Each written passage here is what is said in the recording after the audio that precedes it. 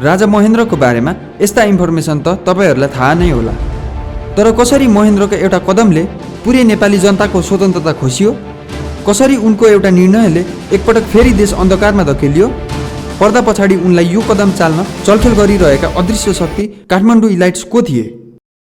यो कहानी हो एउटा महत्त्वाकांक्षी राजाको, यो कहानी हो उम्रदै गरेको प्रजातन्त्रको अन्त्यको, यो कहानी हो महेन्द्र राजाद्वारा 2017 सालमा गरिएको कुको।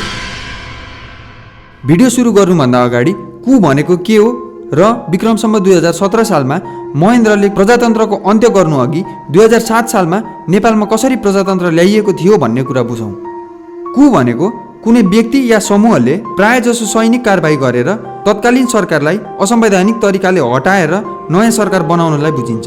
सिधा भाषामा भन्दा तख्ता पलट गर्नुलाई नै कु भनिन्छ। सन् 1945 मा दोस्रो विश्वयुद्ध सकिएपछि अफ्रिका र एसियाका विभिन्न राष्ट्रहरू कोलोनियल रुलबाट इन्डिपेन्डेन्ट हुँदै थिए या त्यहाँ भएका ट्रेडिसनल रुलर्स जसले देशको शासन दशकौँदेखि गरिरहेका थिए उनीहरूलाई सत्ताबाट हटाइँदै थियो र यसको मुख्य कारण थियो प्रजातन्त्र। त्यति बेला संसारभरका राष्ट्रहरूमा विभिन्न सङ्घ संस्था र पोलिटिकल पार्टीहरूको उदय हुँदै थियो जो मानिसहरूको हक र अधिकारको लागि लड्न तयार थिए। प्राय जस्तो सबै मुलुकमा डेमोक्रेसी यानि कि वेस्टर्न डेमोक्रेसीको माग हुन थाल्यो, जसमा पार्लियामेन्ट्स, पोलिटिकल पार्टिज, फ्री इलेक्सन र सिटिजन राइट्स जस्ता विभिन्न विशेषताहरू राखिएको हुन्थ्यो। तर विभिन्न देशमा विभिन्न प्रकारका गभर्मेन्टल सिस्टम्स र मेथड भएको कारणले ती देशमा एब्सोल्युट पोलिटिकल फ्रिडम भएको डेमोक्रेसी नभएर डेमोक्रेसीलाई नै प्रतिनिधित्व गर्ने खालका व्यवस्थाको थालनी हुन थाल्यो। जस्तै पाकिस्तानमा यसलाई बेसिक डेमोक्रेसीको नाम दिएको थियो, इन्डोनेसियामा यसलाई गाइडेड डेमोक्रेसी, युनाइटेड अरब रिपब्लिकमा अरब सोसियलिजम र गिनीमा डेमोक्रेटिक डिक्टेटरसिप।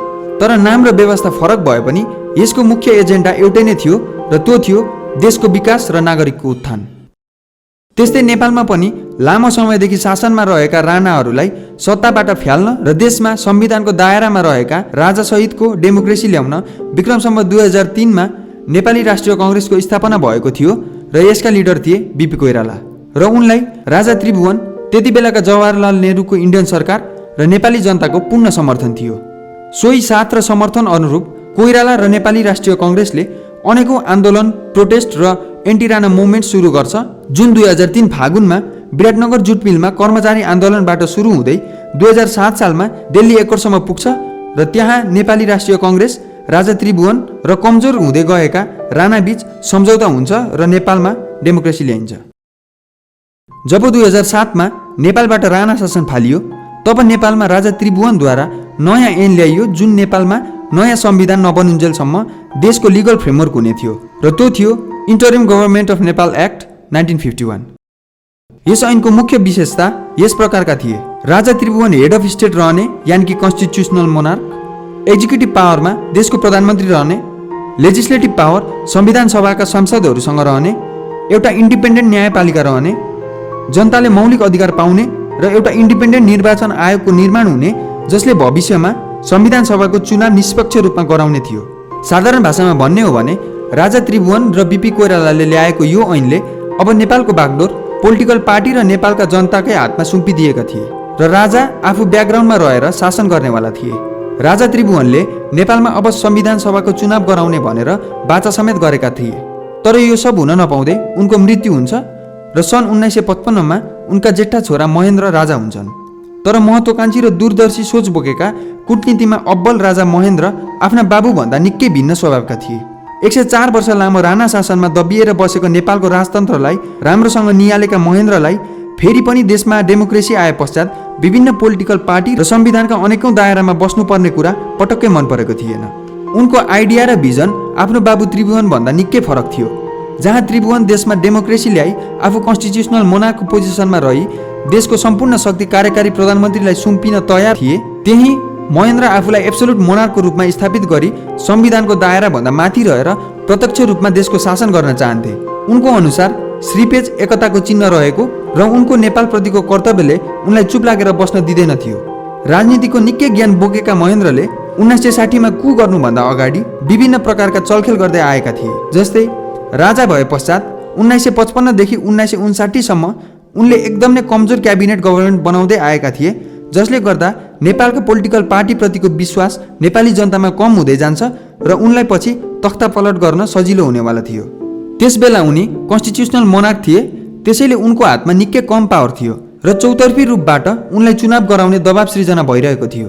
तर सोही अवस्थामा चुनाव गरायो भने पावरमा रहेका कार्यकारी प्रधानमन्त्री र उनका समर्थक मिली देशमा नयाँ संविधान ल्याए भने उनी पावरलेस हुन्छन् भनेर महेन्द्रले मजाले बुझेका थिए। त्यसैले महेन्द्रले interim government of Nepal act 1951 मा राजाले पाएको पावर युज गरी आफूले नै एउटा छुट्टै कमिटी बनाई 1959 मा the constitution of Nepal kingdom 1959 बनाउँछन्, जसलाई ड्राफ्ट गर्न भगवती प्रसाद सिंह र सर आइबोर जेनिङ्सले मद्दत गरेका थिए। तर राजा महेन्द्रले यो संविधान ल्याउनुमा पनि एउटा कारण लुकेको थियो र त्यो कारण थियो पावर, जुन महेन्द्रले 1951 को संविधानबाट पाएका थिएनन्। 1959 को संविधान नेपालमा आइसकेको थियो। अब राजाले प्रधानमन्त्री डाइरेक्ट चयन गर्न पाउने र एउटा प्रधानमन्त्रीको सांसदमा जतिसुकै शक्ति भए पनि राजाले उनलाई मन लागेको बेला प्रधानमन्त्री चेन्ज गर्न सक्नेवाला थिए।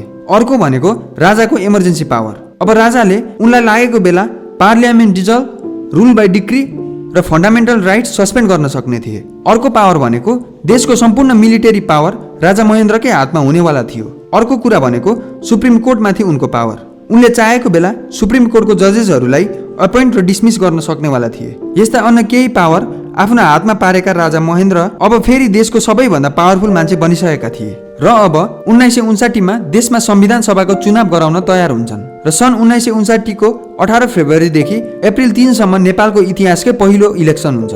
कुनै पनि चुनाव प्रेडिक्टेबल हुँदैन भन्ने कुरा मजाले बुझेका महेन्द्र यस चुनावको नतिजा देखेर अचम्ममा परेका थिए र नेपाली कांग्रेसप्रति नेपाली जनताको विश्वास मजाले देखेका थिए।